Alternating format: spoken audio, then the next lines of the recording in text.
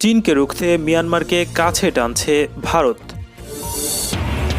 আর্মেনিয়ার ছোড়া ক্ষেপণাস্ত্র আকাশেই ধ্বংস করল আজারবাইজানের সেনারা। করোনা ভাইরাস প্রতিরোধে পুতিনের নিকটাত্মীয় ভ্যাকসিন নিয়েছেন। অপরাধ চক্র চালনায় দোষী সাব্যস্ত নব্য নাৎসি নেতৃত্ব। এবার ট্রাম্পের সমালোচনায় মিশেল ওবামা। ইরানের নৌবহরে এবার ড্রোন এবং হেলিকপ্টারবাহী যুদ্ধজাহাজ। দোহার আফগান শান্তি বৈঠকে যেভাবে ছায়া ফেলছে ভারত পাকিস্তান বিরোধ।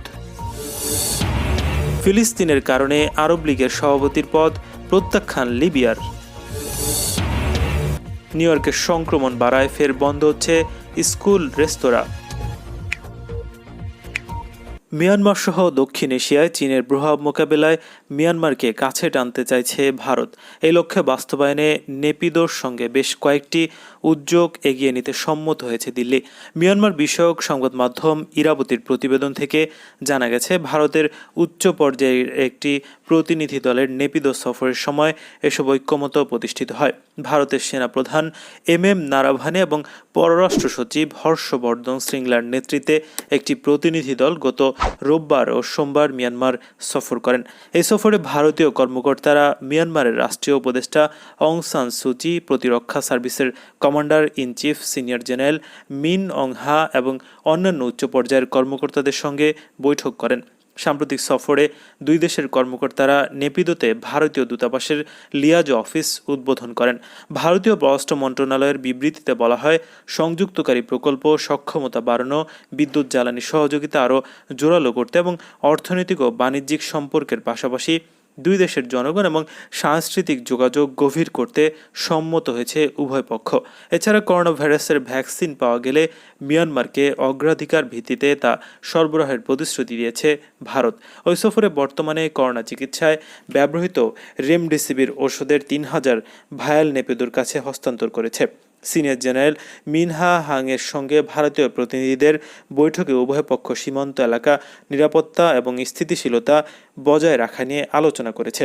এছাড়া নিজ নিজ দেশের ভূখণ্ড অপর দেশের জন্য ক্ষতিকারক কাজে ব্যবহৃত হতে না দেওয়ার পারস্পরিক বোঝাপড়া পুনর্ব্যক্ত করা হয় বলেও ভারতীয় বিবৃতিতে জানানো হয়েছে।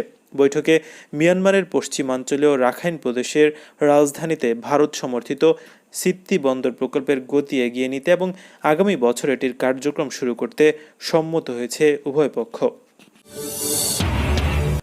নাগর্নো কারাবাখ নিয়ে 10ম দিনের মতো যুদ্ধ চলছে আর্মেনিয়া এবং আজারবাইজানের মধ্যে। যুদ্ধের 9 দিন পেরিয়ে গেলেও এখনও অধরা সমাধান সূত্র। আজারবাইজানের সাথে যুদ্ধ আর্মেনিয়া খুব বেশি সুবিধা করতে পারছে না। নাগর্নো কারাবাখের একের পর এক শহর, এলাকা এবং গ্রাম দখল করছে আজারবাইজান।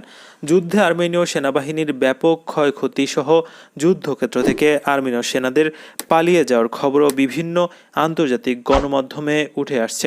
বিরোধপূর্ণ নাগর্নো কারাবাখ অঞ্চল দিয়ে দিনে দিনে যুদ্ধ যেন আরও তীব্র হচ্ছে আজারবাইজান ও আর্মেনিয়ার সেনাদের মাঝে। আজারবাইজান ক্রমশ কারাবাখের একের পর এক অঞ্চল দখলমুক্ত করে এগিয়ে যাচ্ছে। এরই মধ্যে এক অভাবনীয় মুহূর্তের জন্ম দিল আজারবাইজান ক্ষেপণাস্ত্র প্রতিরক্ষা বাহিনী। যুদ্ধের নিয়ম ভঙ্গ করে বিরোধপূর্ণ এলাকার বাইরে আজারবাইজানের বিভিন্ন শহরে সাধারণ মানুষের ওপর হামলা চালাচ্ছে আর্মেনিয়া। মঙ্গলবার মধ্যরাতেও আজারবাইজানের ওপর ঝাঁকে ঝাঁকে ক্ষেপণাস্ত্র ছুড়ে আর্মেনিয়ান সেনারা, কিন্তু তাদের ছোড়া সেসব ক্ষেপণাস্ত্রকে মাঝ আকাশেই ধ্বংস করে দেয় আজারবাইজানের সেনারা।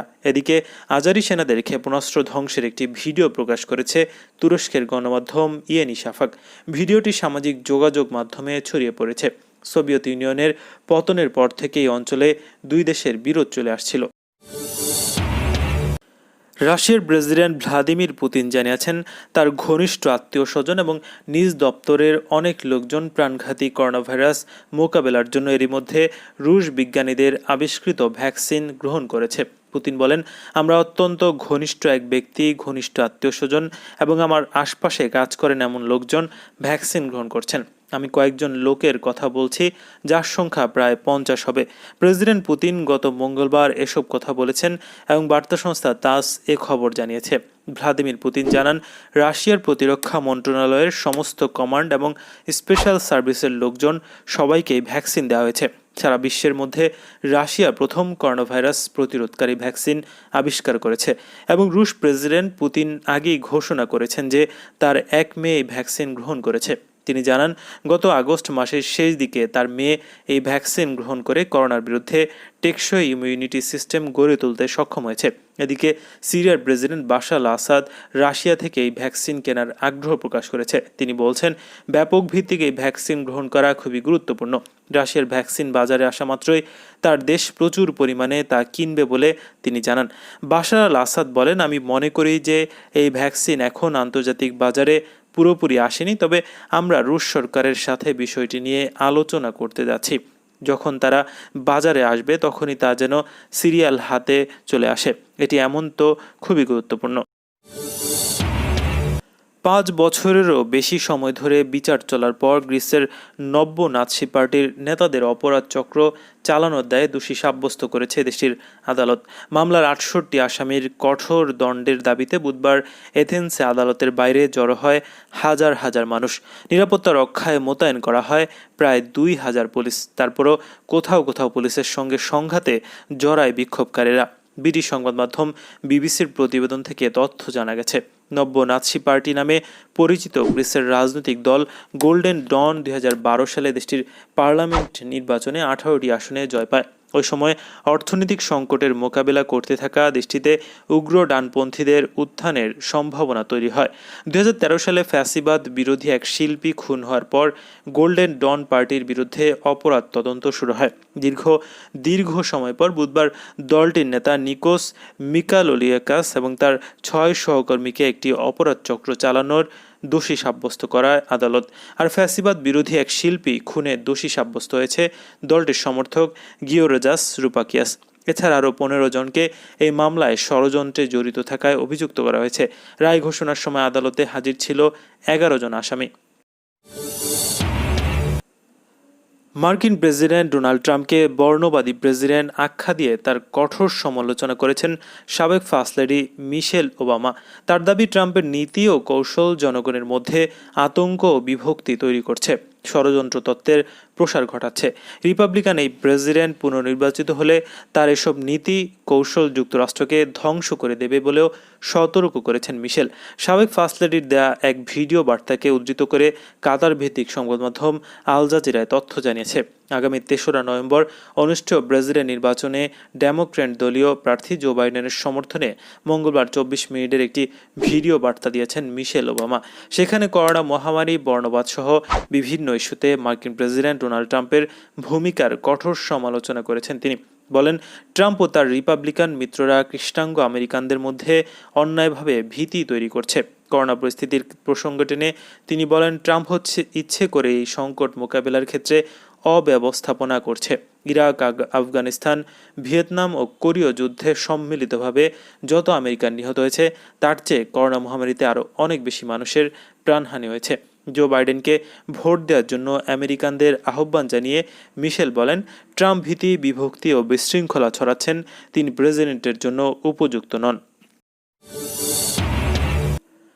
ইসলামী প্রজাতন্ত্র ইরানের নৌবাহিনীর commander rear admiral Hossein Khanzadi জানিয়েছে, আগামী নভেম্বর মাসে তার দেশ ড্রোন, হেলিকপ্টার ও ক্ষেপণাস্ত্রবাহী নতুন যুদ্ধজাহাজ উদ্বোধন করতে যাচ্ছে। এ জাহাজ সম্পূর্ণভাবে দেশীয় প্রযুক্তিতে তৈরি হচ্ছে বলে তিনি জানান। মঙ্গলবার ইরানের দক্ষিণাঞ্চলীয় বন্দর আব্বাস শহরে অ্যাডমিরাল খানজাদি এক অনুষ্ঠানে দেয়া বক্তৃতায় তথ্য জানান। তিনি বলেন, নতুন যুদ্ধ জাহাজের নাম দেওয়া হয়েছে পার্সিয়ান গালফ, যা আগামী নভেম্বর মাসে ইরানের নৌবহরে যুক্ত হবে। ইরানের কমান্ডার জানান, নতুন যুদ্ধ জাহাজটি একবার জ্বালানি নিয়ে 3 বার বিশ্ব ভ্রমণ করতে পারবে। খানজাদি আরও জানান, নতুন যুদ্ধ জাহাজ উদ্বোধনের কয়েক মাস পরে সমুদ্রগামী দিন যুক্ত হবে ইরানি নৌবাহিনীতে। এছাড়া আগামী মাসে ইরানের নৌবাহিনী প্রথম মাইন সুইপার উদ্বোধন করবে। মার্কিন সরকার এবং তার পশ্চিমা মিত্রদের অবৈধ ও একতরফা নিষেধাজ্ঞা সত্ত্বেও ইরান গত কয়েক বছরে সামরিক খাতে বিরাট অগ্রগতি লাভ করেছে। কাতারের রাজধানী দোহাতে চলমান আফগান শান্তি আলোচনায় ভারতের ভূমিকা ঠিক কী হতে পারে তা নিয়ে আলোচনা করতে দিল্লি এসেছেন আফগান নেতা ও সেদেশের পিস কাউন্সিলের প্রধান ডক্টর আবদুল্লাহ।